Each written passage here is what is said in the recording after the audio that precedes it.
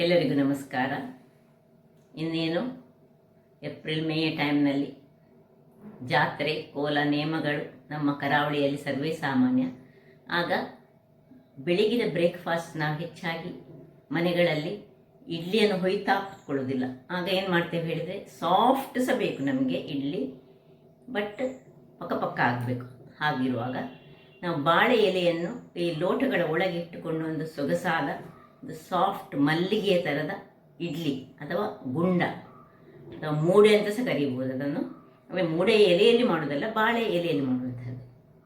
ಇವತ್ತು ನಾನು ಅದರ ಪ್ರಪೋರ್ಷನ್ ಹೇಗೆ ಸಾಫ್ಟಾಗಿ ಬರಬೇಕು ಮತ್ತು ಅದನ್ನು ಹೇಗೆ ಕಲಡಿಸಿ ಇಡೋದು ಅದನ್ನು ತೋರಿಸಿಕೊಟ್ಟಿದ್ದೇನೆ. ಯಾರೆಲ್ಲ ನನ್ನ ಚಾನಲನ್ನು ನೋಡ್ತಿದ್ದೀರಿ, ಯಾರೆಲ್ಲ ಇನ್ನೂ ಸಬ್ಸ್ಕ್ರೈಬ್ ಮಾಡಿಲ್ಲ, ದಯವಿಟ್ಟು ಸಬ್ಸ್ಕ್ರೈಬ್ ಮಾಡಿ ಸಪೋರ್ಟ್ ಮಾಡಿ ಅಂತ ಹೇಳುತ್ತಾ, ಇದು ಯಾರಿಗೆ ಗೊತ್ತುಂಟು ಅವರಿಗೆಲ್ಲ, ಕೆಲವರಿಗೆಲ್ಲ ಸಾಫ್ಟಾಗಿ ಬರೋದಿಲ್ಲ ಹೇಳ್ತಾರೆ, ಅಂಥವರು ನೋಡಿ ಇದೇ ರೀತಿ ಮಾಡಿ ಅಂತ ಹೇಳುತ್ತಾ ಬನ್ನಿ ಹೇಗೆ ಮಾಡೋದೆಂದು ನೋಡೋಣ. ನಮಸ್ತೆ ಮಿತ್ರರೇ, ಇವತ್ತು ಮೃದುವಾದ ಮಲ್ಲಿಗೆ ಇಡ್ಲಿ ಮಾಡೋಣ. ಅದಕ್ಕೆ ನೋಡಿ, ಈ ಒಂದು ಲೋಟದ ಅಳತೆ ನೀವು ನೋಡ್ಬೋದು. ಈ ಅಳತೆಯಲ್ಲಿ 1 ಲೋಟದಷ್ಟು ನಾನು ಉದ್ದಿನ ಬೇಳೆಯನ್ನು ತೆಗೆದುಕೊಂಡ್ರೆ ಇಲ್ಲಿ ಇಟ್ಟಿದ್ದೇನೆ. 3 ಲೋಟದಷ್ಟು ನಾನು ಅಕ್ಕಿಯನ್ನು, 3 ಲೋಟ ನಮಗೆ ಅಕ್ಕಿ ಬೇಕು. ಸೊ 2 ಆಯಿತು.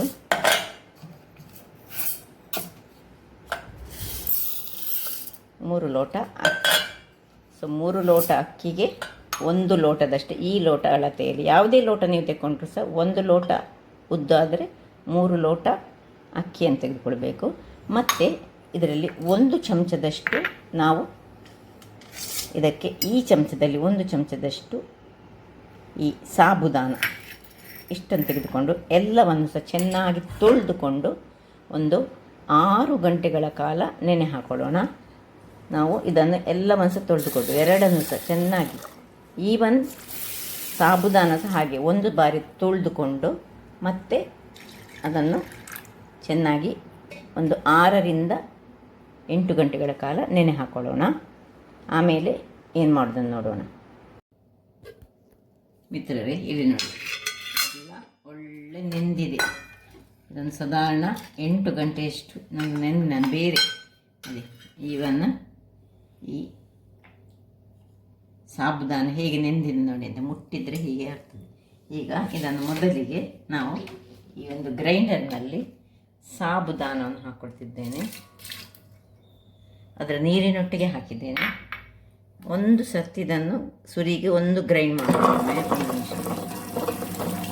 ಸ್ವಲ್ಪ ಅದು ಗ್ರೈಂಡ್ ಆಗುವಾಗ ಅದು ಆಲ್ರೆಡಿ ಸ್ಮೂತ್ ಆಗಿದೆ. ಈಗ ಈ ಉದ್ದನ್ನು ಹಾಕ್ಕೊಳ್ತಿದ್ದೇನೆ.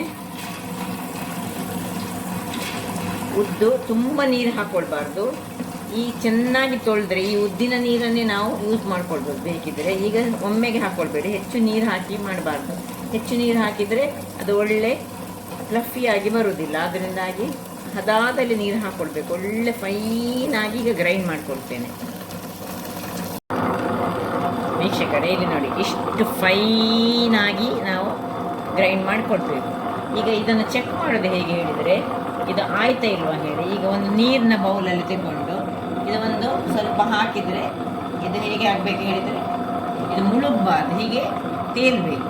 ಹಾಗಾಗುವಾಗ ನಾವು ಇದನ್ನು ಈಗ ಆಫ್ ಮಾಡಿಕೊಂಡು ಸುರುವಿಗೆ ನಾವು ಈ ಒಂದು ಉದ್ದಿನ ಹಿಟ್ಟನ್ನು ಮೊದಲು ತೆಗೆದುಕೊಳ್ಳೋಣ. ಆಮೇಲೆ ಈ ಅಕ್ಕಿ ಏನುಂಟು ನೋಡಿ ಇಲ್ಲಿ, ಇದನ್ನು ಮತ್ತೆ ಹಾಕ್ಕೊಳ್ತಿದ್ದೇನೆ. ಇಲ್ಲಿ ನೋಡಿ, ಎಲ್ಲವನ್ನು ನೋಡಿ ಹೇಗೆ ಬಂತು ನೋಡಿ. ಈ ರೀತಿಯಾಗಿ ಯಾವಾಗಲೂ ಬಂದರೆ ಮಾತ್ರ ಮಲ್ಲಿಗೆಯಂತಹ ಇಡ್ಲಿ ಬರೋದು. ನೋಡಿ ಇಲ್ಲಿ ಹೇಗೂ ನಾನು ನಿಮಗೆ ತೋರಿಸಿದೆ, ಹೀಗೆ ನೆನೆ, ಅದು ಮುಳುಗಬಾರ್ದು, ತೇಲ್ಬೇಕು. ಸೊ ಆ ರೀತಿ ಬಂದು ಇದನ್ನೆಲ್ಲವನ್ನು ಈಗ ಸುರಿಗೆ ತೆಗೆದುಕೊಡ್ತೇನೆ. ವೀಕ್ಷಕರೇ ನೋಡಿ, ಇಷ್ಟು ಒಂದೇ ಒಂದು ಲೋಟ ಉದ್ದು ನಾನು ತೆಗೆದುಕೊಂಡದ್ದು ಎಷ್ಟು ಹಿಟ್ಟಾಯಿತು ನೋಡಿ. ಈಗ ಈ ಅಕ್ಕಿ ನಾನು ತೆಗೆದುಕೊಂಡದ್ದು ಸಿಂಪಲ್ ರಾ ರೈಸ್. ಈವನ್ ನೀವು ಇಡ್ಲಿ ರೈಸ್ ಸಹ ತೆಗೆದುಕೊಳ್ಬೋದು, ಬಟ್ ಇದರಲ್ಲಿ ಸಹ ನಡೀತದೆ. ಕೆಲವರು ಇಡ್ಲಿ ರೈಸ್ ಎಲ್ಲೇ ಮಾಡ್ತಾರೆ, ಆದರೆ ಈ ರೈಸ್ ಸಹ ಚೆನ್ನಾಗಿ ಬರ್ತದೆ. ಆದರೆ ಪ್ರಪೋರ್ಷನ್ 1:3 ಹಾಕ್ಕೊಳ್ಬೇಕು. ಕೆಲವರು 1:4 ಮಾಡ್ತಾರೆ ಈ ರೈಸ್ ಆದರೆ. ಈ ರೈಸ್ ಆದರೆ 1:3 ಹಾಕ್ಕೊಳ್ಬೇಕು. ಇದು ನಾನು ನೀರು ದೋಸೆ ಮಾಡುವಂತಹ ಎಲ್ಲ ರೈಸ್. ಸೊ ಇದನ್ನು ಇದು ಮಾತ್ರ ಇನ್ನು ಹೇಗೆ ಆಗಬೇಕು ಹೇಳಿದರೆ ಒಂದು ಅಕ್ಕಿ ರವೆಯದ ಟೈಪಿನಲ್ಲಿ ಆಗಬೇಕು. ತುಂಬ ಫೈನಾಗಿ ಇದನ್ನು ನಾವು ಗ್ರೈಂಡ್ ಮಾಡ್ಕೊಳ್ಬಾರ್ದು. ಈಗ ಎಲ್ಲ ಗ್ರೈಂಡ್ ಆದಮೇಲೆ ಸ್ವಲ್ಪ ನೀರು ಹಾಕ್ಕೊಂಡು ನಾವು ಮಾಡ್ಕೊಳ್ಳೋಣ. ನಮಗೆ ದಪ್ಪ ಹಿಟ್ಟು ಬೇಕಾಗ್ತದೆ, ಅದರಿಂದಾಗಿ. ಸೊ ಈಗ ಇದಕ್ಕೆ ಎಷ್ಟು ನೀರು ಬೇಕು ನೋಡಿ, ಅಷ್ಟೇ ನೀರನ್ನು ಹಾಕ್ಕೊಂಡು ಸ್ವಲ್ಪ ನೀರನ್ನು ಹಾಕ್ಕೊಂಡು ನಾವು ಗ್ರೈಂಡ್ ಮಾಡ್ಕೊಳ್ಳೋಣ. ವೀಕ್ಷಕರೇ ನೋಡಿ, ಇಷ್ಟು ಸ್ವಲ್ಪ ತರಿ ಇರುವಾಗಲೇ ಇನ್ನೀಗ ಆಫ್ ಮಾಡ್ಕೊಳ್ಳೋಣ. ತುಂಬ ನೈಸ್ ಆಗಲಿಕ್ಕೆ ಬೇಡ. ಸೊ ಈಗ ಇದನ್ನು ತೆಗೆದುಕೊಂಡು ಇದನ್ನು ಇದಕ್ಕೆ ಶಿಫ್ಟ್ ಮಾಡಿಕೊಳ್ತೇನೆ. ಸೊ ಶಿಫ್ಟ್ ಮಾಡಿದ ಮೇಲೆ ನಾನು ತೋರಿಸ್ತೇನೆ ಉಪ್ಪು ಈಗಲೇ ಹಾಕ್ತೇನಾ ಇಲ್ವಾ ಏನಂತ. ನೋಡಿ, ಈ ರೀತಿ ಎಲ್ಲವನ್ನು ಹೀಗೆ ಓಪನ್ ಮಾಡಿಕೊಂಡು ನಾನು ತೆಗಿತಾ ಇದ್ದೇನೆ. ಸೊ ಇದಕ್ಕೆ ಸ್ವಲ್ಪ ಇನ್ನು ನೀರನ್ನು ಹಾಕೊಳ್ಳೋಣ. ನೋಡಿ, ಕಾಣ್ಬೋದು ಸ್ವಲ್ಪ ರವೆ ಟೈಪಲ್ಲಿ ಉಂಟಿದು. ಇದನ್ನು ಎಲ್ಲಕ್ಕೆ ಸ್ವಲ್ಪ ಇದಕ್ಕೆ ನೀರು ಹಾಕಿ ಇದಕ್ಕೆ ಹಾಕ್ಕೊಳ್ತೇನೆ. ವೀಕ್ಷಕರೇ, ಸ್ವಲ್ಪ ನೀರು ಹಾಕ್ಕೊಂಡೆ ನೋಡಿ. ನೀರು ಹಾಕ್ಕೊಂಡು ಈಗ ನಾವು ಇದನ್ನು ಚೆನ್ನಾಗಿ ನೋಡಿ, ಉದ್ದು ಮತ್ತು ಅಕ್ಕಿಯ ಹಿಟ್ಟು, ಅಕ್ಕಿಯಿಂದ ಕಡೆದು ಮಾಡಿದಂತಹ ಹಿಟ್ಟು ನೋಡಿ, ದಪ್ಪ ನೋಡಿ, ಈ ರೀತಿಯಾಗಿ ಬರಬೇಕು. ಇದಕ್ಕೆ ಸ್ವಲ್ಪ ಉಪ್ಪನ್ನು ಈಗಲೇ ನಾನು ಹಾಕ್ಕೊಳ್ತಿದ್ದೇನೆ. ನಾನು ಯಾವಾಗಲೂ ರಾತ್ರಿ ಉಪ್ಪನ್ನು ಹಾಕ್ಕೊಳ್ಳೋದು ನೋಡಿ. ಇಷ್ಟು ಉಪ್ಪನ್ನು ಹಾಕ್ಕೊಂಡು ಇದನ್ನು ಸ್ವಲ್ಪ ಬೇಕಿದ್ದರೆ ನೀರು ಇದಕ್ಕೆ ಸೇರಿಸ್ಕೊಳ್ಬೋದು. ಸ್ವಲ್ಪ ಗ್ರೈಂಡರ್ ತೊಳೆದ ನೀರುಂಟು, ಇದನ್ನು ಹಾಕ್ಕೊಂಡು ನೋಡಿ, ಈ ರೀತಿಯಾಗಿ ಬರಬೇಕು. ಒಂದೇ ಡೈರೆಕ್ಷನಲ್ಲಿ ಈ ರೀತಿ ತಿರುಗಿಸ್ಕೊಳ್ತೇವೆ. ನಾಳೆ ನಾವು ಮಲ್ಲಿಗೆಯ ಇಡ್ಲಿಯನ್ನು ಮಾಡ್ಕೊಳ್ಳೋಣ. ನೋಡಿ, ಇಲ್ಲಿ ಬೇಕಿದ್ದರೆ 1 ಚಮಚದಷ್ಟು ನೀವು ಸಕ್ಕರೆ ಬೇಕಿದ್ದರೆ ಹಾಕ್ಕೊಳ್ಬೋದು. ಬೇಕಿದ್ದವರು ಹಾಕಿದರೆ ಸ್ವಲ್ಪ ನಾಳೆ ಇಡ್ಲಿ ಸ್ವಲ್ಪ ಸ್ವೀಟ್ನೆಸ್ ಬರ್ತದೆ. ನೋಡಿ, ಇಷ್ಟಾಗುವಾಗ ಇದನ್ನು ಮುಚ್ಚಿ ಇನ್ನು ಒಂದು ಬಟ್ಟೆಯನ್ನು ಸುತ್ತಿಕೊಂಡು ಇದರ ಮೇಲೆ ಒಂದು ವೆಯ್ಟ್ ಇಟ್ಕೊಳ್ಳೋಣ. ಇನ್ನು ನಮ್ಮ ಕೆಲಸ ನಾಳೆ ಬೆಳಿಗ್ಗೆ. ವೀಕ್ಷಕರೇ ನೋಡಿ, ಬೆಳಿಗ್ಗೆ ಆಗಿದೆ. ಹಿಟ್ಟು ಮಲ್ಲಿಗೆ ಇಡ್ಲಿಯ ಹಿಟ್ಟು ಹೇಗೆ ಆಗಿದೆ, ಏನಿಲ್ಲ, ಸಿಂಪಲ್ಲಾಗಿ ನಾನು ಏನು ಹಾಕದೆ ಪ್ರಪೋರ್ಷನಲ್ಲಿ ನೋಡಿ ಒಳ್ಳೆ ಉಬ್ಬಿ ಬಂದಿದೆ. ನೋಡಿ ಹೇಗೆ ಬಂದಿದೆ ನೋಡಿ. ಇದೀಗ ಸ್ವಲ್ಪ ಗಟ್ಟಿಯಾಗಿದೆ. ನಿನ್ನೆ ಉಳಿದ ಸ್ವಲ್ಪ ಹಿಟ್ಟಿನ ಇದನ್ನು ಇದಕ್ಕೆ ಮಿಕ್ಸ್ ಮಾಡ್ಕೊಳ್ಳೋಣ. ನೀರು ಮಿಕ್ಸಿ ತೊಳೆದ, ಅಂದರೆ ಮಿಕ್ಸಿ ಅಲ್ಲ ಗ್ರೈಂಡರ್ ತೊಳೆದದ್ದು ಸ್ವಲ್ಪ ಉಂಟು. ಚೂರು ನೀರು ಇದಕ್ಕೆ ಸೇರಿಸ್ಕೊಳ್ಳೋಣ. ಉಪ್ಪೆಲ್ಲ ನಿನ್ನೆ ಸೇರಿಸ್ಕೊಂಡಿದ್ದೇವೆ ನಾನು. ನೋಡುವ, ಅಗತ್ಯ ಇದ್ದರೆ ಮಾತ್ರ ಸೇರಿಸ್ಕೊಳ್ಳೋಣ. ಚೂರು ಹಾಕ್ಕೊಳ್ತೇನೆ ನೋಡಿ, ಸ್ವಲ್ಪ 1-2-3 ಸ್ಪೂನ್ಗಳಷ್ಟು ಅಷ್ಟೇ, ಅದಕ್ಕಿಂತ ಹೆಚ್ಚು ಬೇಡ. ಒಳ್ಳೆ ಉಬ್ಬಿದೆ ಸಹ. ಇಲ್ಲಿಗ ನಾನು ಸ್ಟೀಮರನ್ನು ಸಹ ರೆಡಿ ಮಾಡಿ ಇಟ್ಕೊಂಡಿದ್ದೇನೆ. ಇವತ್ತು ನಾನು ಮಲ್ಲಿಗೆ ಇಡ್ಲಿಯನ್ನು ಯಾವ ರೀತಿ ಮಾಡ್ತಿದ್ದೇನೆ ನೋಡಿ. ಒಂದು ಲೋಟ ತೆಗೆದುಕೊಂಡಿದ್ದೇನೆ, ಎಲ್ಲರಿಗೆ ಸಹ ಸುಲಭ ರೀತಿಯಲ್ಲಿ ಆಗುವಂಥದ್ದು ನೋಡಿ. ಈ ರೀತಿಯಲ್ಲಿ ಒಂದು ಎಲೆಗಳನ್ನು ಕಟ್ ಮಾಡಿದರೆ ಆಯಿತು. ಕಟ್ ಮಾಡಿ ಹೀಗೆ ರೌಂಡ್ ಮಾಡಿ ಇದನ್ನು ಈ ಲೋಟದ ಒಳಗೆ ಹೀಗೆ ಸುರುಳಿ ಮಾಡಿಟ್ಕೊಂಡು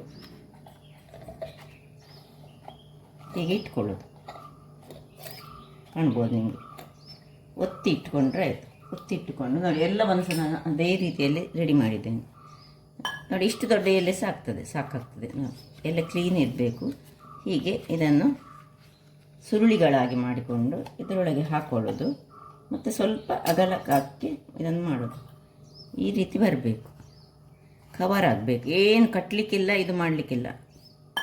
ಈ ರೀತಿಯಲ್ಲಿ ಎಲ್ಲವನ್ನು ನೋಡಿ ಇದೇ ರೀತಿಯಲ್ಲಿ ಮಾಡಿಟ್ಟುಕೊಂಡಿದ್ದೇನೆ. ಇದರಲ್ಲಿ ಈ ಮೂಡೆ ಅಂತ ಹೇಳ್ತೇವಲ್ಲ, ಮೂಡೆಗೆಲ್ಲ ಹಣ ಕೊಟ್ಟು ತರಬೇಕಾಗ್ತದೆ. ಇದೆಲ್ಲ ಬಾಳೆ ಎಲೆ, ಒಂದು ಎಲೆ ಇದ್ದರೆ ಸಾಕು, ದೊಡ್ಡದೊಂದು ಎಲೆ. ಅದನ್ನು ಹೀಗೆ ಸಣ್ಣದಾಗಿ ಕಟ್ ಮಾಡಿಕೊಂಡು ನಿಮಗೆ ಕಾಣ್ಬೋದು. ಹೀಗೆ ಎಲೆ ಇದ್ದದನ್ನು ನಾವು ನೋಡಿ ಹೀಗೆ ಮಡಿಚಿಕೊಂಡು ಮಾಡು. ಸ್ವಲ್ಪ ಇದಕ್ಕಿಂತ ಸ್ವಲ್ಪ ಉದ್ದ ಎಲೆ ಬೇಕು. ಹೀಗೆ ಮಡಚಿ ಹೀಗೆ ಇಟ್ಟರೆ ಆಯಿತು. ಸೊ ಈಗ ಇದರಲ್ಲಿ ನಾನು ಹಾಕ್ಕೊಳ್ತೇನೆ ಎಲ್ಲವನ್ನು ನೋಡಿ. ಹೀಗೆ ದಪ್ಪದಲ್ಲಿ ಇರಬೇಕು, ನೀರಾಗಿದ್ದರೆ ಒಳ್ಳೆಯದಾಗೋದಿಲ್ಲ. ಸ್ಮೂತಾಗಿ ಸಹ ಬರ್ತದೆ, ತುಂಬ ದಪ್ಪ ಸಹ ಆಗಬಾರ್ದು. ಅರ್ಧದಷ್ಟು ಅಥವಾ ಮುಕ್ಕಾಲಷ್ಟು ಹಾಕಿ ಇದನ್ನು ಎಲ್ಲವನ್ನು ಸಹ ನಾನು ಇದೇ ರೀತಿ ಹಾಕ್ಕೊಳ್ತೇನೆ ಇದಕ್ಕೆ.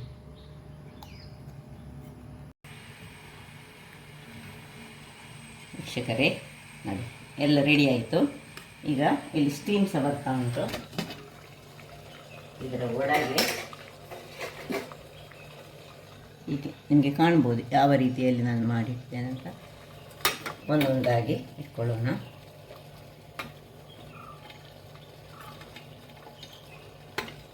ಊರಿನ ಜಾತ್ರೆ ಎಲ್ಲ ಆಗುವಾಗ ನಾವೇನು ಮಾಡ್ತೇವೆ, ಕೊಟ್ಟಿಗೆ ಎಲ್ಲ ತರ್ತೇವೆ. ಕೊಟ್ಟಿಗೆ ಬದಲು ಈ ರೀತಿಯಾಗಿ ಇದನ್ನೀಗ ಮತ್ತೆ ತೆಗೆದ ಮೇಲೆ ಬೇಯಿಸಿದ ಮೇಲೆ ಕಟ್ ಮಾಡಿ ಇಡ್ಲಿಯ ಶೇಪ್ಗೆ ಕಟ್ ಮಾಡಿದರೆ ನಮಗೆ ಮಲ್ಲಿಗೆ ಇಡ್ಲಿ ರೆಡಿ ಆಗ್ತದೆ.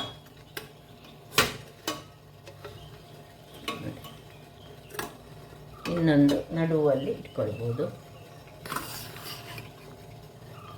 ಇಷ್ಟನ್ನು ಇಟ್ಟು ಮುಚ್ಚಳವನ್ನು ಮುಚ್ಚಿಕೊಂಡು ಬೇಯಿಸ್ಕೊಳ್ಳೋಣ. ಮಿತ್ರರೇ ನೋಡಿ, ಆಯಿತು. ಈಗ ಒಂದು 20 ಮಿನಿಟ್ಸ್ ಕಳೀತು. ಏನು ಚೆನ್ನಾಗಿ ಬಂದಿದ್ದಾರೆ. ಬಾಳೆ ಎಲೆಯ ಫ್ಲೇವರ್ ಇಡೀ ಮನೆಯಲ್ಲಿ ತುಂಬಿ ಹೋಗಿದೆ. ಓಪನ್ ಮಾಡುವಾಗಲೇ ಗೊತ್ತಾಗ್ತದೆ ನಿಮಗೆ ಹೇಗಾಯ್ತು ನೋಡಿ. ಸ್ವಲ್ಪ ಬಿಸಿ ಉಂಟು. ಹೀಗೆ ಇದನ್ನೀಗ ಇದರಿಂದ ತೆಗೆದುಕೊಂಡು ಸ್ವಲ್ಪ ತಣ್ಣಗಾಗಬೇಕಿದು. ತಣ್ಣಗಾದ ಮೇಲೆ ಎಲ್ಲವನ್ನೀಗ ಹೊರಗೆ ಇಟ್ಟುಕೊಳ್ತೇನೆ. ಮೊದಲಿಗೆ ನಾನು ಎಲ್ಲವನ್ನು ತೆಗೆದುಕೊಂಡು ಮತ್ತೆ ನಾವು ಇದನ್ನು ಡಿಮೋಲ್ಡ್ ಮಾಡಿ ಕಟ್ ಮಾಡುವ. ಇಡ್ಲಿಯ ಶೇಪಲ್ಲಿ ಕಟ್ ಮಾಡುವ. ಇದನ್ನು ನಾವು ಈ ಸಾಫ್ಟಾದ ಮಲ್ಲಿಗೆ ಇಡ್ಲಿ ಅಂತ ಸಹ ಹೇಳ್ಬೋದು, ಅಥವಾ ಸಾಫ್ಟಾದ ಮಲ್ಲಿಗೆ ಮೂಡೆ ಅಂತ ಸಹ ಕರೀಬೋದು. ಸೊ ಇದಕ್ಕೆ ಈಗ ಸಾಂಬಾರು, ಕಾಲಿಫ್ಲವರ್ ಮತ್ತು ತೊಂಡೆಕಾಯಿ ಹಾಕಿದಂಥ ಸಾಂಬಾರು ಪ್ಲಸ್ ನೋಡಿ ಮಾವಿನಕಾಯಿಯ ಚಟ್ನಿ ಸಹ ರೆಡಿಯಾಗಿದೆ. ಇದು ತಿನ್ನಲಿಕ್ಕಂತೂ ಸೂಪರ್ಬ್ ಆಗಿರ್ತದೆ. ಈಗ ನಾನು ಡಿಮೋಲ್ಡ್ ಮಾಡಿಸಿ ನಿಮಗೆ ತೋರಿಸ್ಕೊಡ್ತೇನೆ. ಇಲ್ಲಿ ನೋಡಿ, ಸ್ವಲ್ಪ ತಣ್ಣಗಾದ ಮೇಲೆ ಹೀಗೆ ಎಳೆದ್ರೆ ಸಾಕು. ನೋಡಿ ಯಾವ ರೀತಿಯಲ್ಲಿ ಬರ್ತಾ ಉಂಟಂತ ನೋಡಿ. ಇದು ಸಹ ಹಾಗೆ ಸ್ವಲ್ಪ ಹೀಗೆ ಸ್ವಲ್ಪ ತಣ್ಣಗಾಗಬೇಕು. ಅದರ ಒಟ್ಟಿಗೆ ನೋಡಿ ಈ ರೀತಿಯಲ್ಲಿ ಬರ್ತದೆ ನೋಡಿ. ಹೀಗೆ ಬಂದದನ್ನು ನಾವು ಇನ್ನು ಇಡ್ಲಿಯ ಶೇಪ್ನಲ್ಲಿ ಕಟ್ ಮಾಡಿಕೊಳ್ಳೋದು ನೋಡಿ.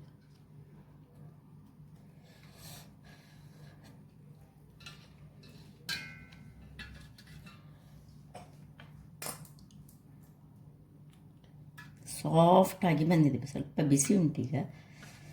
ಸೊ ನಿಮಗೆ ಒಂದು ಕಟ್ ಮಾಡಿ ನಾನು ತೋರಿಸ್ಕೊಡ್ತೇನೆ.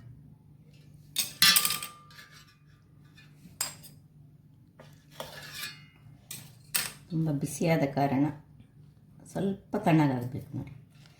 ಎಷ್ಟು ಸಾಫ್ಟಾಗಿ ಉಂಟು ಹೇಳಿದರೆ, ಹೀಗೆ ಮುಳುಗಿಸಿ ನೋಡಿ. ಸಾಂಬಾರು ಮತ್ತು ಇಡ್ಲಿ ಒಟ್ಟಿಗೆ, ಚಟ್ನಿ ಒಟ್ಟಿಗೆ ತಿನ್ನಲಿಕ್ಕೆ ಬಹಳ ರುಚಿಕರವಾಗಿ ಬರ್ತದೆ. ಸೊ ಹೆಚ್ಚಾಗಿ ನಾವು ಕರಾವಳಿಗಳು ಈ ರೀತಿಯಲ್ಲಿ ಮಾಡ್ತೇವೆ. ಸೊ ಎಲ್ಲವನ್ನು ಸಹ ಹೀಗೆ ಡಿಮೋಲ್ಡ್ ಮಾಡ್ಕೊಳ್ತಿದ್ದೇನೆ ನಾನು. ಹೀಗೆ ತೆಗೆದ್ರೆ ಆಯಿತು. ಏನು ಚೆನ್ನಾಗಿ ಬರ್ತದೆ ನೋಡಿ. ಸೊ ನೋಡಿದ್ರಲ್ಲ ವೀಕ್ಷಕರೇ, ಇದನ್ನೀಗ ಸಣ್ಣ ಸಣ್ಣದಾಗಿ ಇಡ್ಲಿಯ ಶೇಪ್ನಲ್ಲಿ ಕಟ್ ಮಾಡಿಕೊಂಡ್ರೆ ಆಯಿತು. ಬಹಳ ಸುಲಭ ಸಹ. ಇಡ್ಲಿಯ ಪಾತ್ರೆಗೆ ಏನು ನಾವು ತೊಳಿಲಿಕ್ಕೆ ಸಹ ತುಂಬ ಕಷ್ಟ ಇಲ್ಲ. ಹಾಗಾದರೆ ನನ್ನ ಈ ಕುಕಿಂಗ್ ಚಾನಲ್ ನಿಮಗೆ ಇಷ್ಟ ಆದರೆ ಬೋಳೂರು ಸುವರ್ಣ ಚಾನಲನ್ನು ಲೈಕ್ ಮಾಡಿ, ಶೇರ್ ಮಾಡಿ ಹಾಗೂ ಸಬ್ಸ್ಕ್ರೈಬ್ ಮಾಡಿ. ಹಾಗೂ ನನ್ನ ಇನ್ಸ್ಟಾಗ್ರಾಮ್ ಪೇಜನ್ನು ಫಾಲೋ ಮಾಡಿ. ಧನ್ಯವಾದಗಳು.